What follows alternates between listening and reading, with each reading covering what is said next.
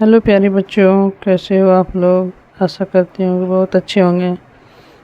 तो चलिए हम लोग आज पढ़ने वाले हैं क्लास 7 का सामाजिक विज्ञान, उसका इतिहास पढ़ने वाले हैं। इतिहास अध्याय 1 का 1000 वर्षों के दौरान हुए परिवर्तनों की पड़ताल। इसका क्वेश्चन आंसर करने वाले हैं। अतीत में विदेशी किसे माना जाता था। तो ये फर्स्ट नंबर क्वेश्चन है, तो यहाँ से इसका आंसर लिखते हैं। अतीत में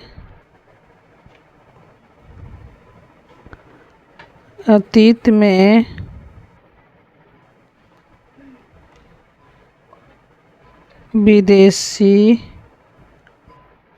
उस अनजान व्यक्ति को कहा जाता था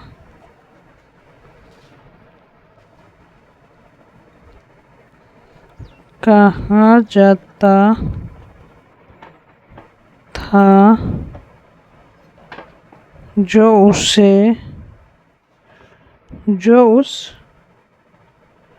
गांव या समाज का हिस्सा ना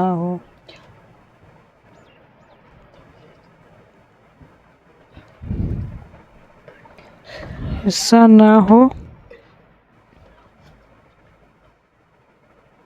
कोई भी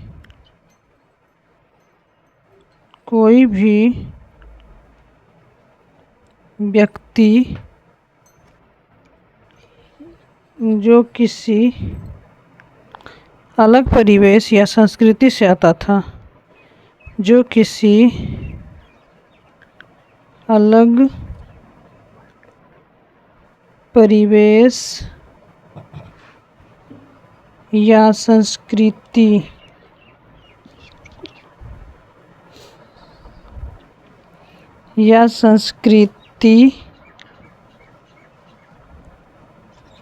था,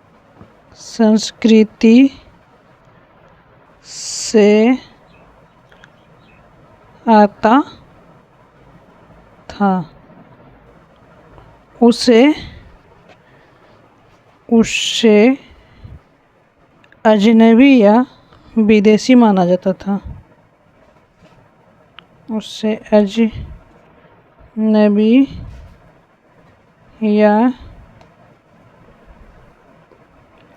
विदेशी माना जाता था। तो चलिए, मेरा ये जो क्वेश्चन है इसका आंसर हो गया। अतीत में विदेशी उस अनजान व्यक्ति को कहा जाता था जो उस गांव या समाज का हिस्सा न हो। कोई भी व्यक्ति जो किसी अलग परिवेश या संस्कृति से आता था, उसे अजनबी या विदेशी माना जाता था। क्वेश्चन नंबर 2, नीचे उल्लेखित बातें सही है या गलत। चलिए, सन 700 इसके बाद काल के संबंध में अभिलेख नहीं मिलते हैं, तो ये सही है या गलत। तो ये गलत है, तो इसका आंसर यहाँ पे हो जाएगा गलत।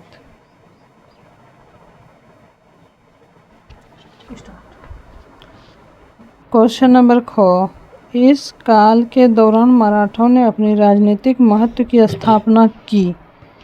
ये सही है।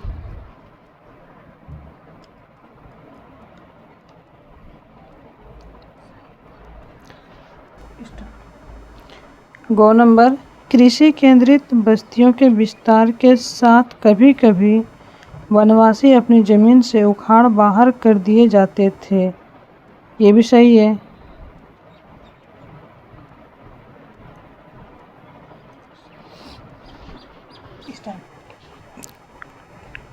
घ नंबर, सुल्तान गयासुद्दीन बलबन असम, मणिपुर तथा कश्मीर का शासक था। ये सही है या फिर गलत। तो ये गलत है।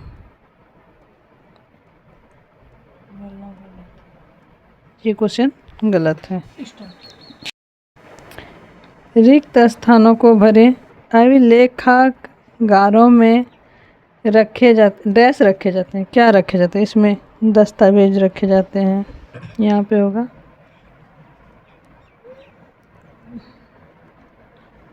दस्तावेज।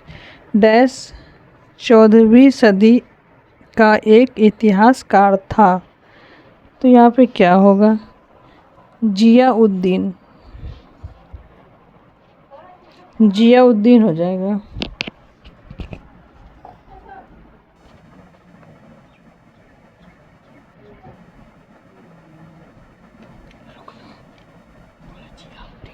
जियाउद्दीन 14वीं सदी का एक इतिहासकार था।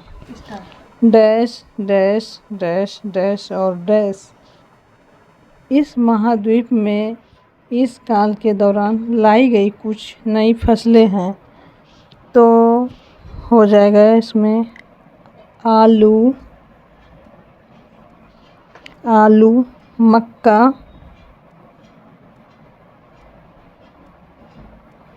मक्का, मिर्च, चाय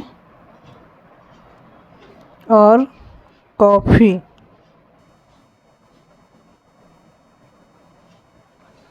आलू, मक्का, मिर्च, चाय और कॉफ़ी इस महाद्वीप में इस काल के दौरान लाई गई कुछ नई फसलें हैं।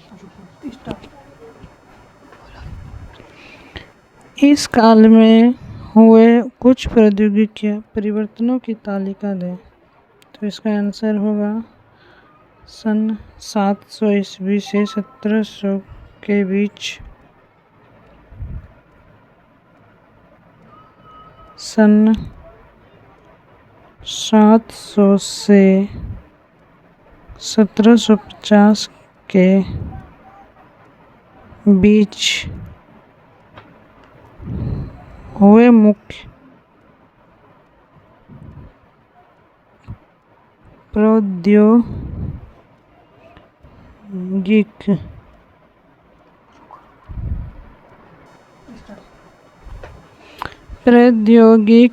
परिवर्तन इस प्रकार है।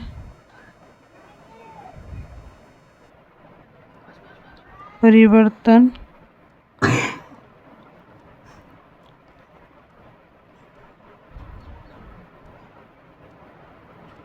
इस प्रकार है।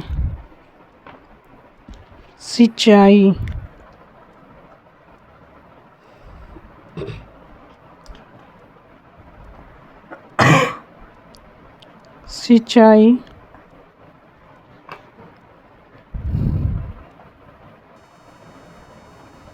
खेती के लिए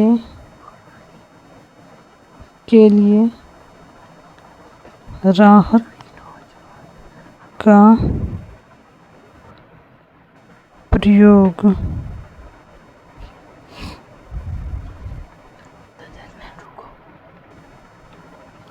राहत का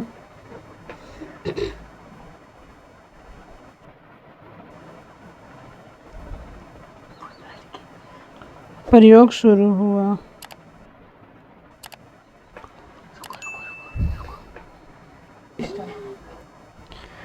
कताई,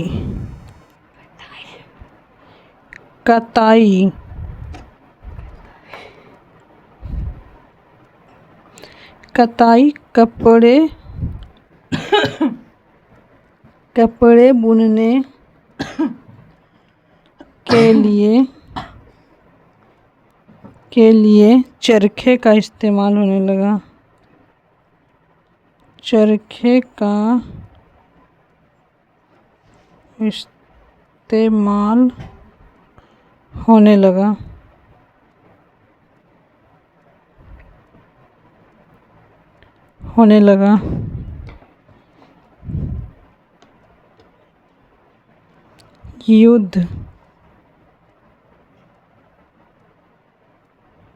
युद्ध,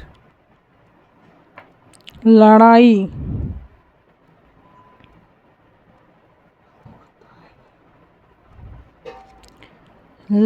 में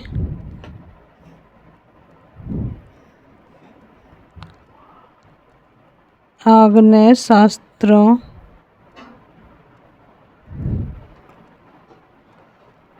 या तोप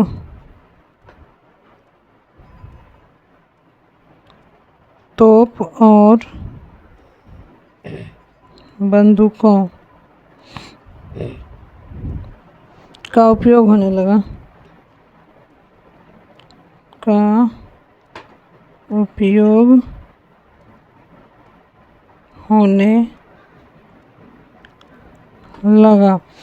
तो इस काल में हुए कुछ प्रौद्योगिकीय परिवर्तनों की तालिका दें तो इसका आंसर ये है। सन 700 से 1750 के बीच हुए मुख्य प्रौद्योगिक परिवर्तन इस प्रकार है। सिंचाई, खेती के लिए राहत का प्रयोग शुरू हुआ।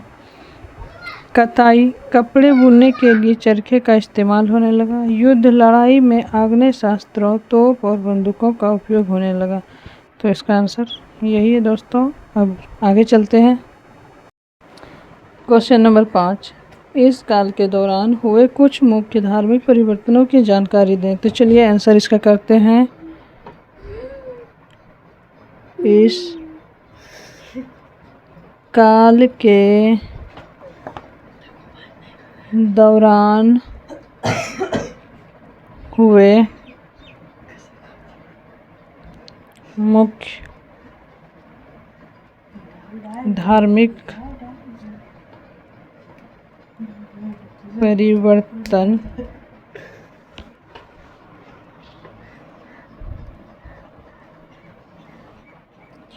इस प्रकार है।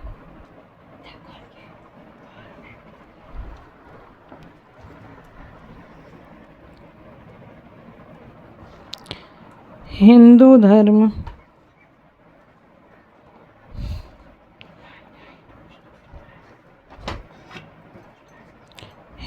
धर्म नए देवी देवताओं की पूजा और मंदिरों का निर्माण। हिंदू धर्म नए देवी देवताओं की पूजा और मंदिरों का निर्माण।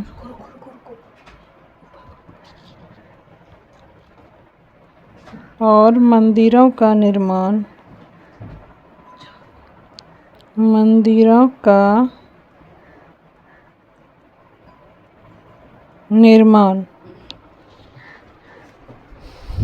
और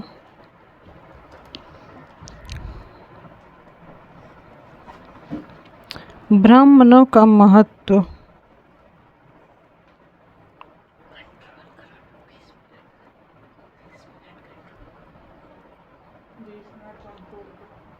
ब्राह्मणों का महत्व। समाज में ब्राह्मणों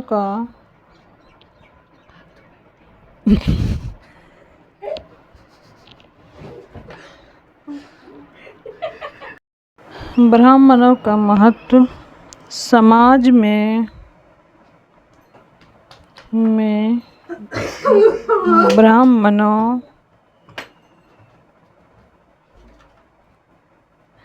ब्राह्मणों का सम्मान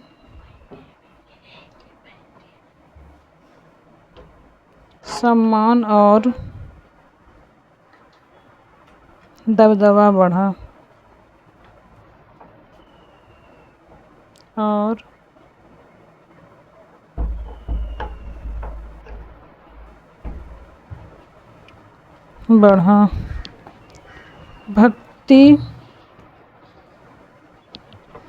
भक्ति आंदोलन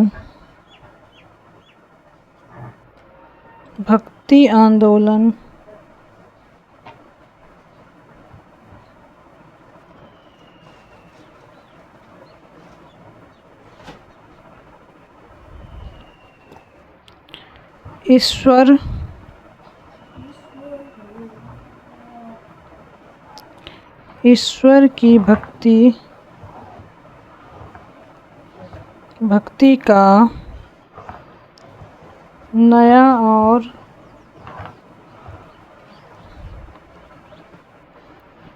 और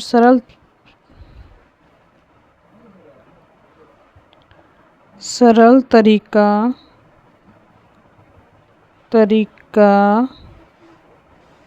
लोकप्रिय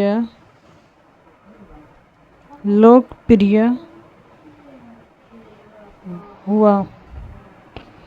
इस्लाम का आगमन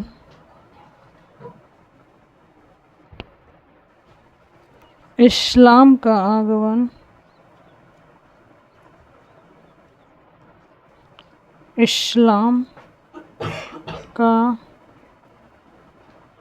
आगमन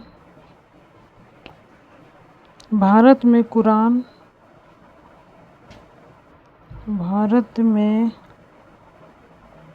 कुरान शरीफ के संदेश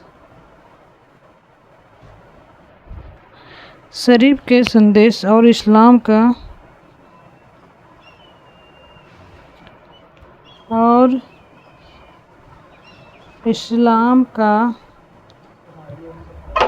प्रचार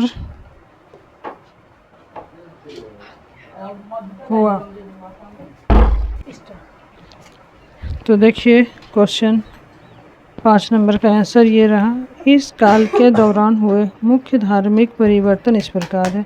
हिंदू धर्म, नए देवी देवताओं की पूजा और मंदिरों का निर्माण, ब्राह्मणों का महत्व, समाज में ब्राह्मणों का सम्मान और दबदबा बढ़ा, भक्ति आंदोलन, ईश्वर की भक्ति का नया और सरल तरीका लोकप्रिय हुआ,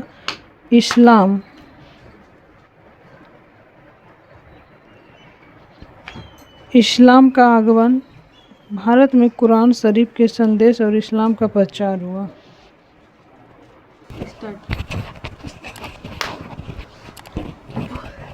क्वेश्चन नंबर 6, पिछली कई शताब्दियों में हिंदुस्तान शब्द का अर्थ कैसे बदला है? 13वीं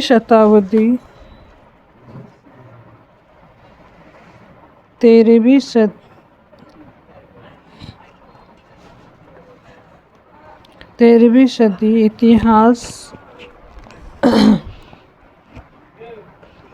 इतिहासकार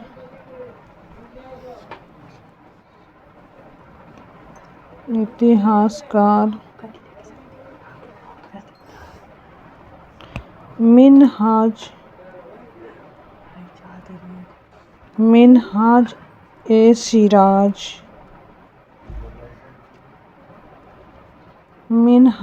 सिराज ने इसका प्रयोग केवल पंजाब,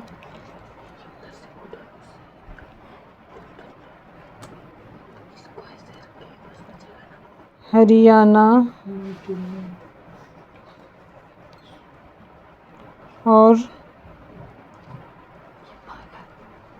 गंगा यमुना के बीच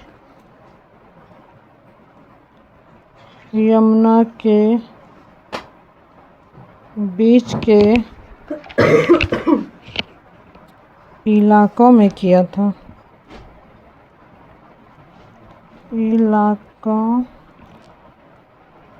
में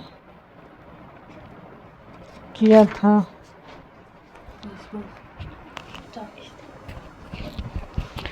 16वीं सदी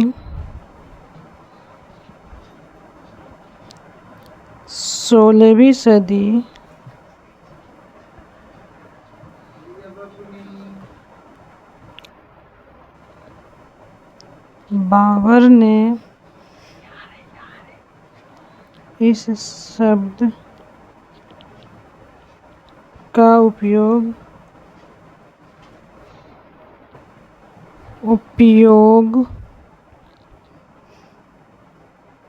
इस उपमहाद्वीप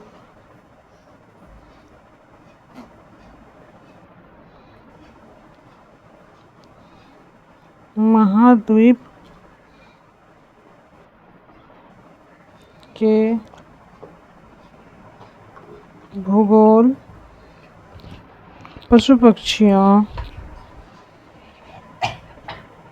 भूगोल पशु पक्षियों और संस्कृति का वर्णन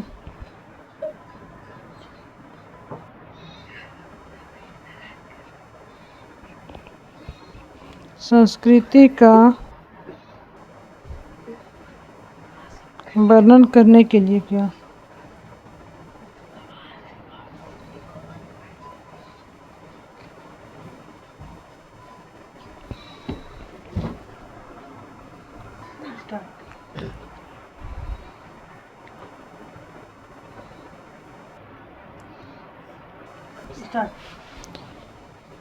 क्वेश्चन नंबर 6, पिछली कई शताब्दियों में हिंदुस्तान शब्द का अर्थ कैसे बदला? तो देखिए 13वीं सदी इतिहासकार मिन्हाज ए सिराज ने इसका प्रयोग केवल पंजाब, हरियाणा और गंगा यमुना के बीच के इलाकों में किया था। 16वीं सदी बाबर ने इस शब्द का उपयोग इस महाद्वीप के भूगोल, पशु पक्षियों और संस्कृति का वर्णन करने के लिए किया। 7 नंबर, जातियों के मामले कैसे नियंत्रित किए जाते थे? तो इसका आंसर देखिए, जातियों के मामले को इन मुख्य तरीकों से नियंत्रित किया जाता था।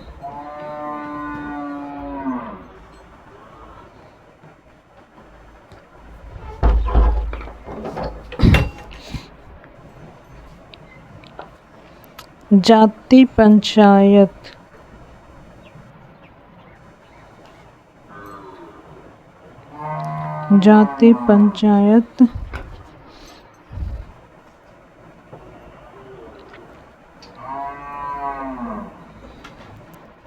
बुजुर्गों की सभा जो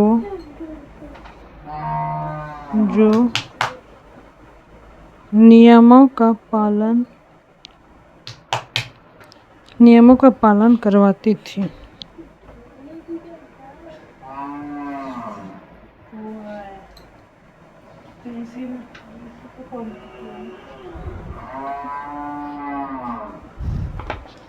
स्वर्ण के नियम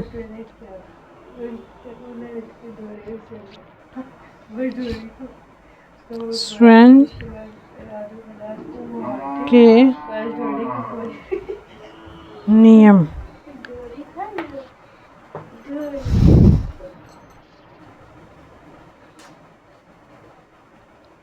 स्वर्ण के नियम हर जाति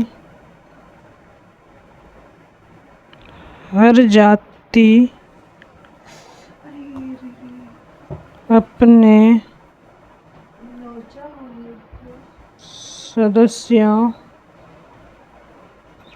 और हर जाति अपने सदस्यों के लिए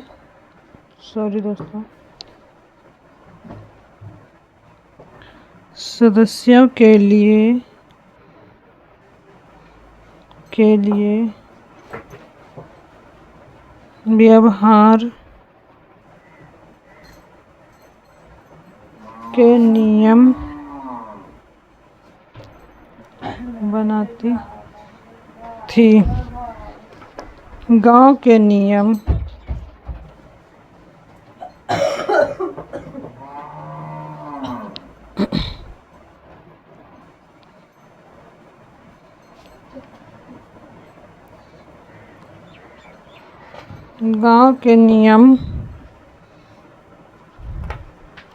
उन्हें अपने क्षेत्र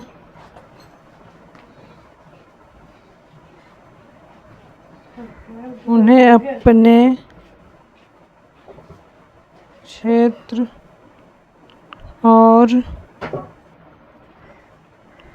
गांव के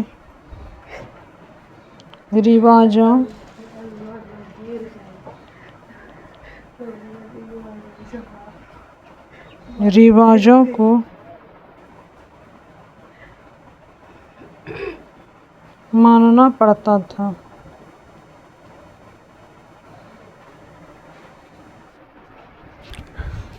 तो 7 नंबर का ये हो गया। जातियों के मामले कैसे नियंत्रित किए जाते थे? तो इसका आंसर, जातियों के मामले को इन मुख्य तरीकों से नियंत्रित किया जाता था। जाति पंचायत, बुजुर्गों की सभा जो नियमों का पालन करवाती थी। सैन्य के नियम, हर जाति अपने सदस्यों के लिए व्यवहार के नियम बनाती थी। गांव के नियम, उन्हें अपने क्षेत्र और गांव के रिवाजों को मानना पड़ता था। ये हो गया। चलिए दोस्तों, अब आगे बढ़ते हैं।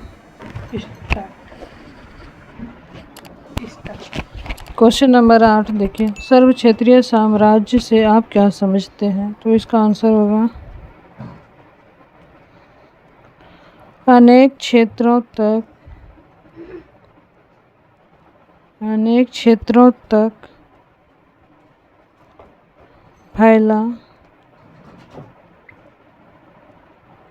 विशाल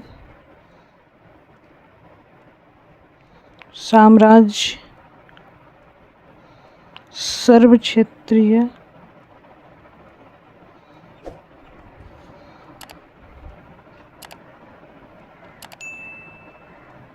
साम्राज्य कहलाता है। इसमें अलग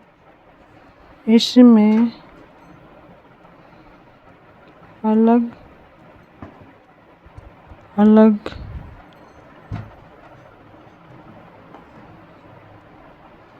भाषाओं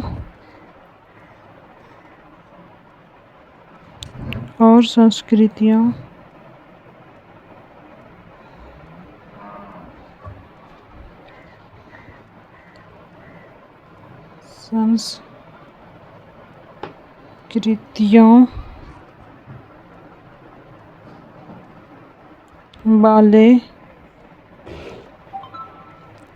कई इलाके शामिल होते हैं।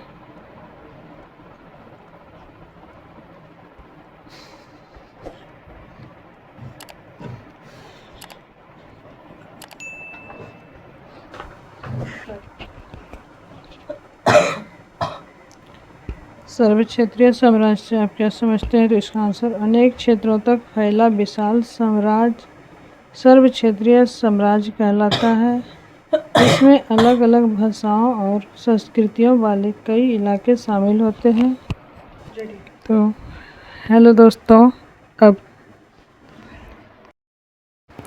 तो दोस्तों, अब ये चैप्टर हो गया ख़त्म। तो अब अगर वीडियो अच्छा लगा हो तो सब्सक्राइब कर दीजिएगा, लाइक कर दीजिएगा, शेयर कर दीजिएगा, और अब कमेंट में ज़रूर बताइएगा कैसा लगा। और अब मिलते हैं नेक्स्ट वीडियो के साथ। Thank you.